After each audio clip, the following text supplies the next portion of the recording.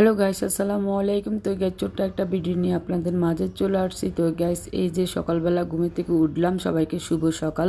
তারপরে আমার আফা আসছে অনেক সকালবেলা, এসে দেন আগে আমার জন্য লাল চা আদা দিয়ে ভালো করে উনি চা বানাচ্ছে। বাট আমার খুব ঠান্ডা জ্বর প্রচুর।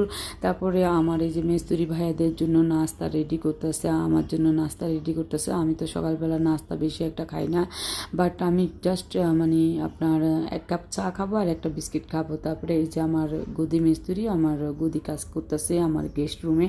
তো সবাই আমাদের জন্য দোয়া করবেন, আমার ঘরের কাজটা যেন যত তাড়াতাড়ি হয় দ্রুতভাবে যেন শেষ হয়।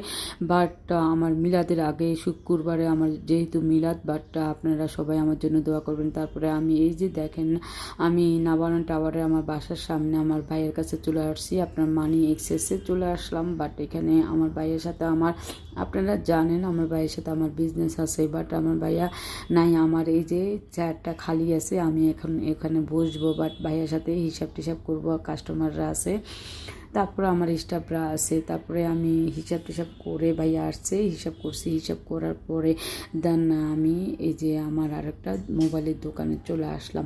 তারপরে আমার মোবাইলটা আসলে আমার ইয়াটা চেঞ্জ করতে হবে, ওটা ঠিক করতে চলে আসলাম। তারপরে আমাদের মার্কেটটা আপনাদেরকে দেখানোর চেষ্টা করতেছি। তারপরে এই যে দেখেন, এই ভাইয়াটা খুবই ভালো। তারপর আর একটা ভাইয়া আছে, আমাকে অনেক অন্যরকম করে জানেন, যেহেতু আমাদের মানে মার্কেটে ওনাদের দোকান, বাট আমাদের দোকানে একসাথে, বাট ওনারা খুব অন্যরকম করে জানে আমাদেরকে।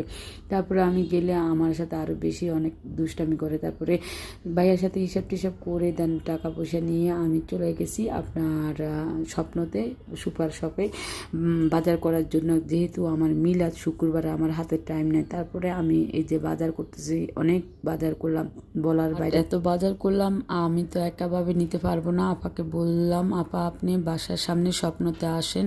তো আপা চলে আসছে আমার মানে আমার সাথে হেল্প করার জন্য। আর ওনারা তো আমাকে দেখলে কি যে মনে করে, বাট অনেক দুষ্টামি করে আমার সাথে, বলে কি আপনি তো ভাইরাল আপু আমাদের। তারপরে আমি আসলে অনেক বাজার করি, একজন হিসাবে এত বাজার করি বলার বাইরে। তারপরে আমি দুষ্টামি করতেছি পারফিউম নিয়ে, আমি কেছি এত টাকা পারফিউম কেন, এত টাকা আপনারা ইয়ে করেন, আমার হার্ট অ্যাটাক করবে, হাসতে হাসতে শেষ। তারপর ফাইনালি আমাদের বাজার করে দেন চলে আসছি। এই যে দেখেন রিসিট, কত বড় রিসিট দেখেন। বাট এখনো বাজার কমপ্লিট হয় নাই, এখনো বাজার আছে। আপনার সালাতের জন্য শসা লাগবে, তারপরে আপনার টমেটো, কাঁচা মরিচ এগুলা লাগবে, লেবু লাগবে, বাট আমি এখন এগুলা করিনি। তারপরে মিলাদের জন্য যে এতিমখানা পাঠাবো ওগুলা প্যাকেট কিনতে হবে, প্যাকেট এখনো কিনা হয় নাই। তো আমার জন্য দোয়া করবেন, মানে যতই টাকা